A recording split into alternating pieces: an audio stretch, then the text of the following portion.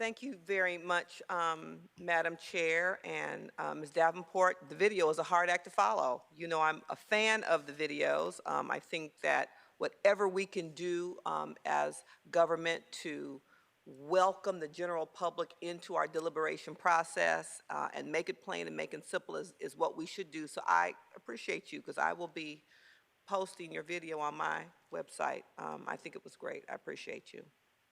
And I'm pulling for you, buddy. As you climb the Priority Mountain, my team is going to get sick of me hearing about, is that on Priority Mountain? Let's make sure it is. So again, thank you. Again, thank you to all the board deputies and your staff. I am always clear that our annual budget process is complicated and it's lengthy. But again, by virtue of the video and by the number of views you shared with us in terms of the general public, allowing residents to learn more about the different funding streams and the county's priorities, as well as participate by providing public or written comment about where they would like to see funding allocated, I think is an important element of our process. And so I appreciate you making it clear so they know how and when they should get involved.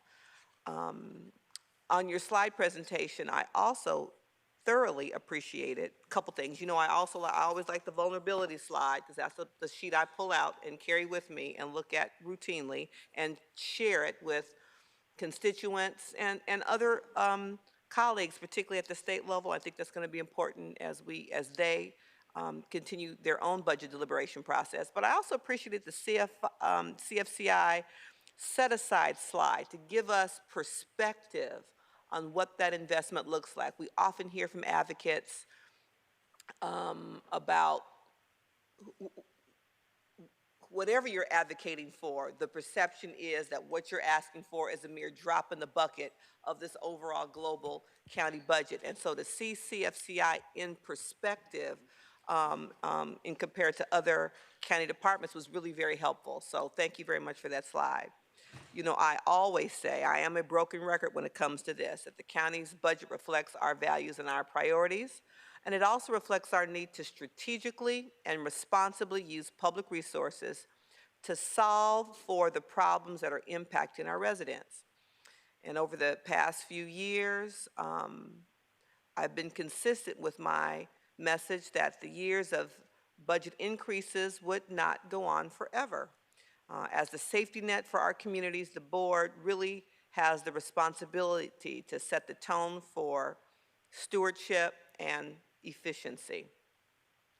I am clear that there are ongoing challenges and budget risks that you shared with us on our vulnerability slide that were relevant last year and still relevant today. And some of my concerns lie in the fiscal vulnerability we find ourselves in as a county, as a state. Some of our most impactful safety net programs serving families, CalWorks and Family Stabilization, children and young adults, such as the Housing Navigation Program, and many others, are part of the funding reversions and proposed eliminations and pauses proposed in the governor's 24-25 budget. And so my message to our state partners continues to be, don't pull the rug out from under us or our shared constituency. We saw the county's investment in homelessness. We know the state's investment in homelessness, but it's important that our state colleagues connect the dots. And these programs that they're proposing, reversions, eliminations, and pauses to, are the very programs that help people who are housing vulnerable stay housed. And they're the very programs that once we house people in permanent supportive housing, helps them stay housed. So it's not enough to just say at the state level, we're funding this to address the unhoused current moral crisis. We have a responsibility to prevent more people from falling into homelessness and to be honest and clear with ourselves about what it really takes to keep people housed. So again, while we're focusing on being fiscally strategic and responsible, I'm really hoping that our federal and state colleagues, again, don't pull the rug out from under the work that we're trying to do. I anticipate it's going to take a few years for the state to solve its significant revenue shortfall. So as a result, for the next 2 to 3 years, we must continue to be innovative to maximize all of our available resources. So I'm happy that we established a new fiscal resilience process that allows us to prioritize new programs for long-term resources. I think that's a really good start. I'm also looking forward to the efficient use of state and federal funding in order to protect ourselves from future budget cuts. I'm glad to see some of the issues that matter to the constituents of the 2nd District are being recommended for funding today. That includes resources for the year 2 implementation of the doula hub at the Department of Public Health, resources for the ARDI strategic plan, and equity and grant funding for cultural organizations. I'm also glad to see the investment in the PLACE program within the Department of Economic Opportunity and the Office of Labor Equity within the Department of Consumer and Business Affairs. Really glad to see departments such as Park and Rec, Public Defender, and Youth Development strategically leverage existing resources to continue supporting their most fundamental work and programs. I acknowledge those efforts and will continue to uplift providing the most vulnerable services to our communities, including sustainable funding to operate and maintain parks, provide services for indigent defense, and more flexibility to use existing funding for youth programs. As my team and I have done really since we joined the board, we hosted the first of what will be 3 2nd District budget town halls just last week, where we shared our budget priorities for the year and, most importantly, solicited input and feedback from our constituents. We had over 100 participants join us who provided good feedback and perspectives about the issues most impacting their communities. We'll host our second one May 13th. Buddy will be an invited guest, so everybody can understand Priority Mountain, that that's our goal, to ski up to Priority Mountain. And I'm glad that the county will also host its budget hearing on Wednesday the 15th, and I hope that not only 2nd District residents participate, but every county resident tune in, participate, so you can share your feedback and let your voices be heard through this process. I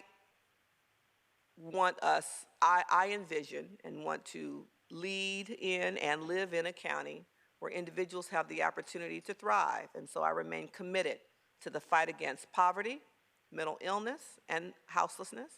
Our residents need access to basic tools and services such as effective transportation, safe streets, welcoming parks, youth programming, and reliable, consistent, across the entire county services, such as parking enforcement and trash pickup.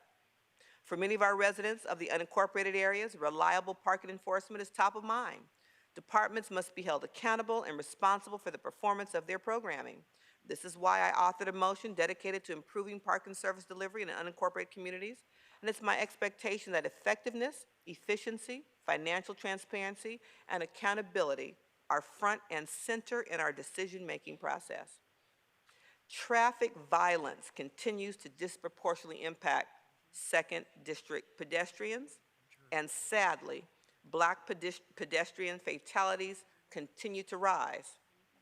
According to the county's Vision Zero plan, 15 of the top 20 collision concentration corridors, those are areas with the highest level of traffic fatalities, are in the 2nd District. 15 of the top 20 across the county. So we need continued investment for Vision Zero to help save lives. I see in the proposed budget that the CEO recommends deferring resources for Vision Zero to final changes, and I also see the tier assigned to our motion seeking to address the Windsor Hills fatalities and illegal straight takeovers.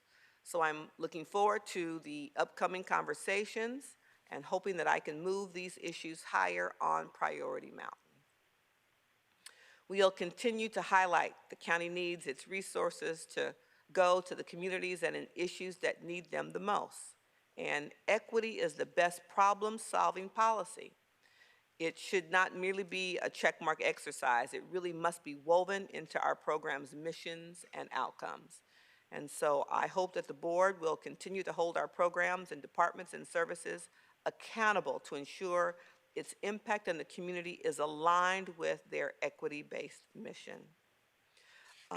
Again, this is early in our process. I appreciate the presentation from the CEO today.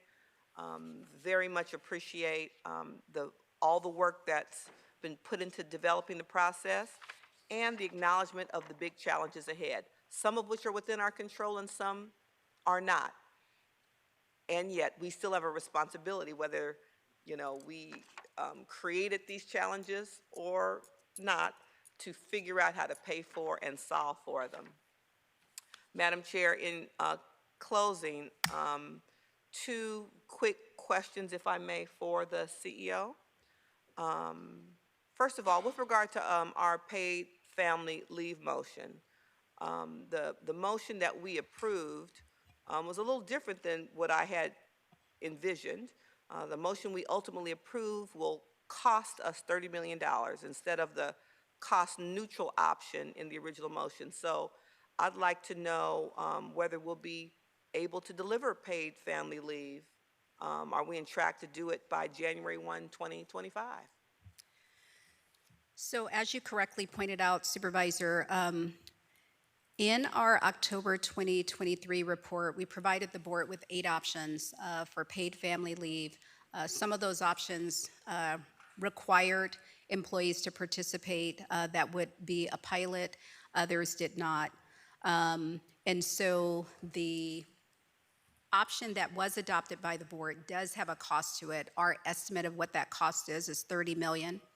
And the model upon which we would intend to implement is that we seed the program up front, the $30 million up front. So there are 2 things that are happening. That motion was adopted on in January of 2024, I believe on the same day as the fiscal resilience motion. So we did not evaluate that motion for purposes of recommended budget. It will be evaluated for purposes of final changes. And 2 things are happening simultaneously. One, we are looking to identify funding other than NCC. And so if we could identify funding other than NCC, our funding that was previously allocated for a similar purpose, then that will allow us to, in essence, bypass basically the fiscal resilience process, because the fiscal resilience process is looking at new NCC or NCC that basically we would have to take out of circulation to fund it. So that is one way to get paid family leave moving forward if we can do it. The second thing that is happening is my team has continued to meet with DHR. So we know that there's a bunch of homework that needs to be completed, some tasks, some analysis. There needs to be design of a new scope of work with a consultant that would serve as a third-party administrator. And so we will have better information in final changes on those 2 things. One, whether we're able to identify a non-NCC funding source or a funding source that has been allocated for a similar purpose, something that we can actually use, yes. And then the second thing is we are continuing to do the work even though we haven't nailed down the funding source. That's very helpful, thank you. And again, when you bypass the fiscal resiliency process, does that mean that funding is vulnerable every year to budget ebbs and flows? I wouldn't say that, and maybe I said that not as artfully as I would have liked. So 2 things. So the fiscal resilience process is looking at new requests for NCC. And so basically what we're looking is to see if the motion will need to take NCC off the table. That's coming online. The other way to not be subjected to the fiscal resilience process is if you can identify some funding that has already been allocated. And so that's what I mean, not bypass the process in a subversive way, but to see if we can identify some funding that has already been allocated for a similar process. And then that way, I'm not looking for new NCC in final changes. While that process is going on, we're continuing to do the work to move the project forward. Thank you. And last question, Madam Chair. I recall, and we heard about it loud and clear from constituents, advocates, that a large portion of new NCC we had available at last year's final changes was going specifically to the Sheriff's Department. And I want to say it was 70%, but I could be making up that percentage, so don't hold me to it. But it was a significant percentage of new NCC went to the Sheriff's Department.